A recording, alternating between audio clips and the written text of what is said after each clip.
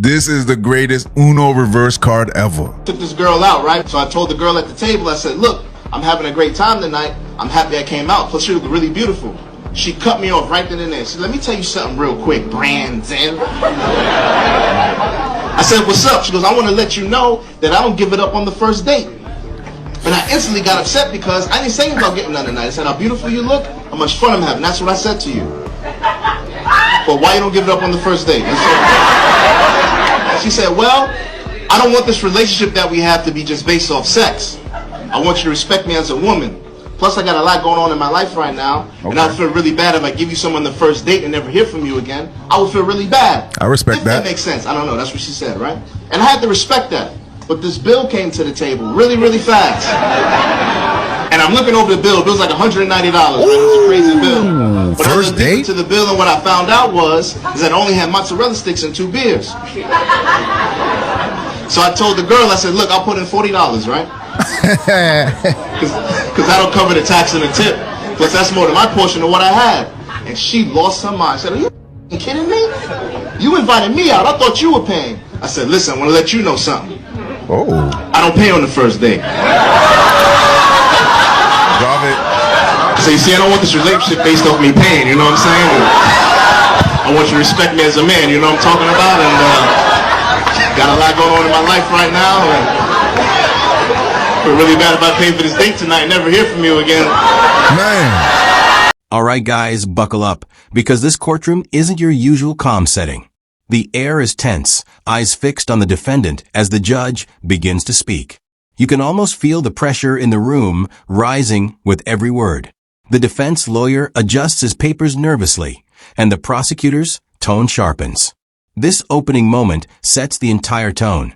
Truth versus lies. Justice versus manipulation. It's not just a trial. It's a battlefield where every word could change someone's life. It's really nice to meet you. Nice to meet you too. How tall are you? How tall am I? Yeah. How much do you weigh? Well, how much money do you have? What's your body count? Well, what's your credit score? What's your student loan debt? Well, do you pay all the bills? Do you cook and clean? How big is it? How wide is it? Well, how many Instagram models do you follow on Instagram? What's your Snapchat score? How's your relationship with your mom? How's your relationship with your dad? You know what? I don't have to put up with this. This is supposed to be a first date. I don't need to be interrogated. You interrogated me asking how tall am I? I didn't start this. You started this. You literally said how tall am I? And you're obviously lying on your profile about how tall you are. That's why I asked the question to begin with. I'm 6 foot. You're obviously 5'8". Do you want to get a tape measure? I will. Well, bye. Bye. God.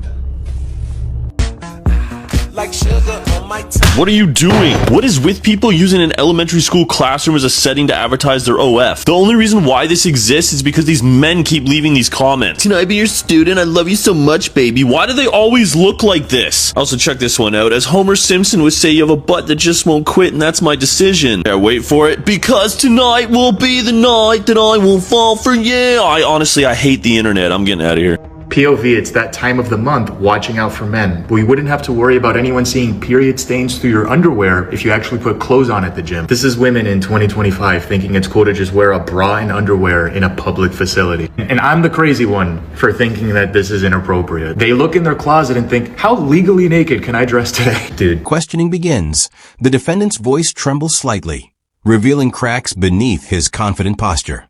Every answer he gives feels carefully chosen, yet not entirely convincing. The prosecutor leans forward, pressing harder, exposing inconsistencies in his story. The gallery murmurs as tension builds. You can tell that something bigger is unfolding, something he's not ready to admit. This is the point where strategy begins to clash with truth, and the pressure starts to take over. Woman pay for herself on a date. You seem like the type that would do 50-50. Interesting. Yes or no? No.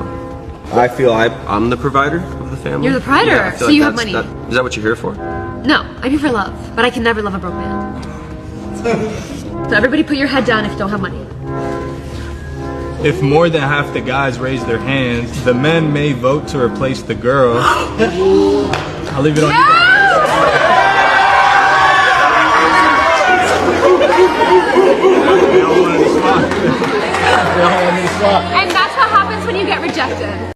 PSA, just something to think about. If a man fully providing for you is the bare minimum, then you cooking for him every single night is also the bare minimum. If him opening every single door for you is the bare minimum, then you picking up his laundry off the floor is also the bare minimum. If him being above a certain height and being in shape is the bare minimum, then you staying attractive and staying in shape is also the bare minimum. If him constantly fixing things around the house, taking care of the yard, whatever it may be, is the bare minimum, then you taking care of the home and keeping it clean is also the bare minimum. I see this double standard all the time where women will want all of these traits in men and call those things the bare minimum. Yet when a man asks if they can cook, they say, well, no, you can cook for yourself. You're fully capable. Wouldn't that mean then that you are fully capable of going to work for yourself and providing, and that you don't actually need someone to provide for you? The truth is that serving is an act of love, and despite what social media may be promoting, being a wife does not mean sitting around and doing nothing and just looking pretty all day while your man goes and works his tail off. It's funny that we put all these expectations on men and then call those expectations the bare minimum, but when a man simply just requires that a woman knows how to cook, social media freaks out. Now things heat up fast. The judge intervenes, raising her voice slightly to restore order. But it's too late. Emotion fills the room. The witness begins to contradict earlier statements, drawing gasps from those listening. Every sentence becomes a turning point. Every hesitation a red flag. The defense lawyer knows the damage is growing, yet he stays silent for a moment too long. This isn't just testimony. It's the collapse of a carefully built lie, piece by piece, under the weight of truth. As women become unhappy as they get older, well, the flip side, men get happier as life goes on. Now, the researchers, a couple of economists, by the way, they say it happens when we each turn 48. And of the major factors coming down, it's all about money. Now, what's that all about? We're going to debate it. Mark Rudolph is a no-nonsense man, and Tracy Burns, our Fox Business reporter, joins me to tell us what's really going on. First of all, this study was conducted by mostly men. And when men conduct anything, they talk about their finances because men judge themselves by the size of their wallet. Toys, dare I say. So, you put all your toys together in a parking lot and it makes you happy. If they were to ask other questions in this study about spirituality, about the other aspects of our lives, that women would have taken over. I mean, first of all, a woman hits her sexual prime at 35. Things get much better for us. Hey, I'm 35. This is good for me. All right, Mark, all right, go nuts, because I know you're going to go nuts. I was on the radio 2 weeks ago in Greensboro, North Carolina, and the host related a story he overheard his son and daughter talking. So brother goes to sister and says, how come you always have money and I don't? And she says, that's simple. I have a boyfriend and you have a girlfriend. Boys are taught that they're supposed to make women happy.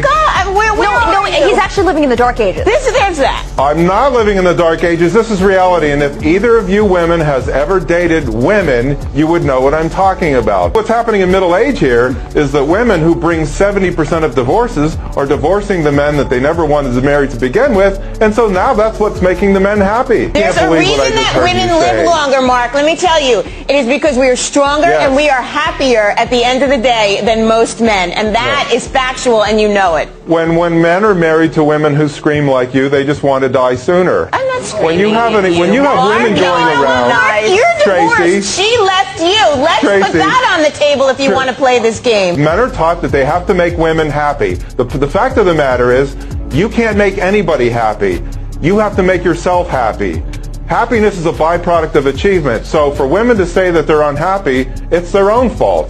Anybody who says he's unhappy, it's his own fault. Mark, everybody has to make himself or herself You're happy. giving me such a bloody headache. Yeah, I mean, where are you from? Where are you from? Dear Lord, I would never in a million years teach my girls that they have to grow up to be reliant on a man, as you can well imagine. I would never teach my son that he should be attracted. But Tracy, you're the same one. You're the same one who bragged that she's so strong and so tough and doesn't need a man's money. Yet you're taking alimony. I have 3 children. Okay, Mark. You know what? But you don't. All right, guys. Here's where the case takes a shocking twist. A new piece of evidence is presented. Something no one saw coming. The prosecutor unveils a hidden detail that changes everything. The defendant's face turns pale. The courtroom falls into uneasy silence. Even the judge pauses, visibly surprised.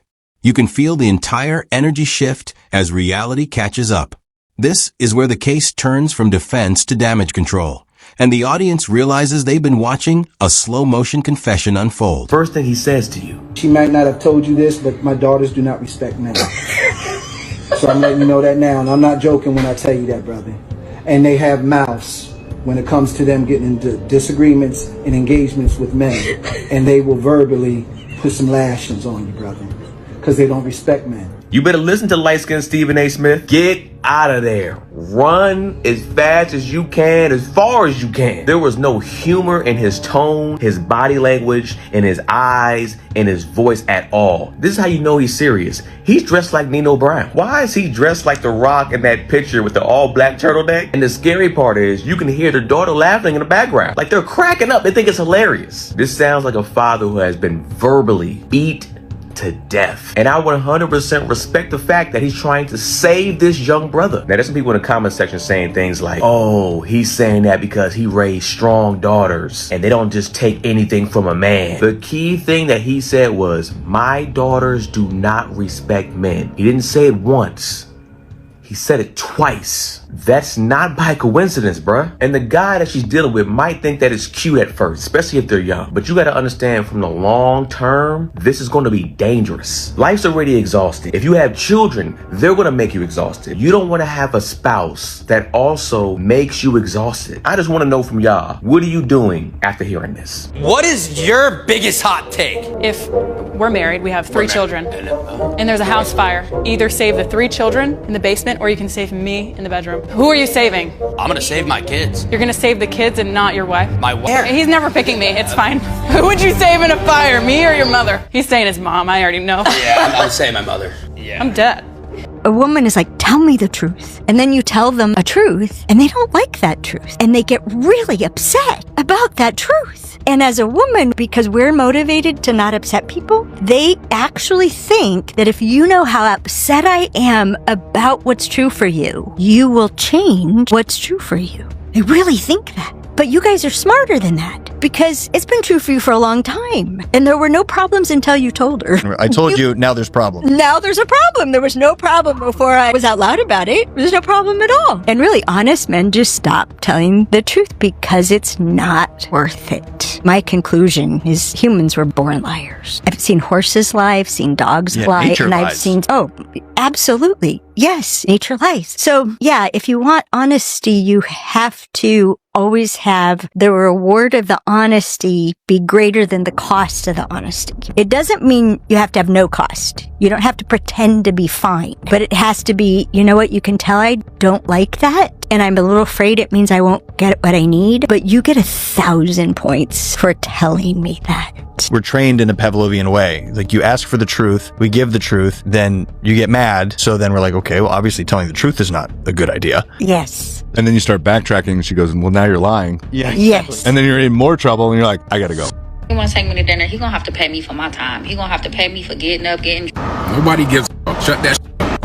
I'm not about to let you just slide like that. Nah. Cause y'all lost to the Giants and I ain't here. The defense tries to recover, but the damage is done.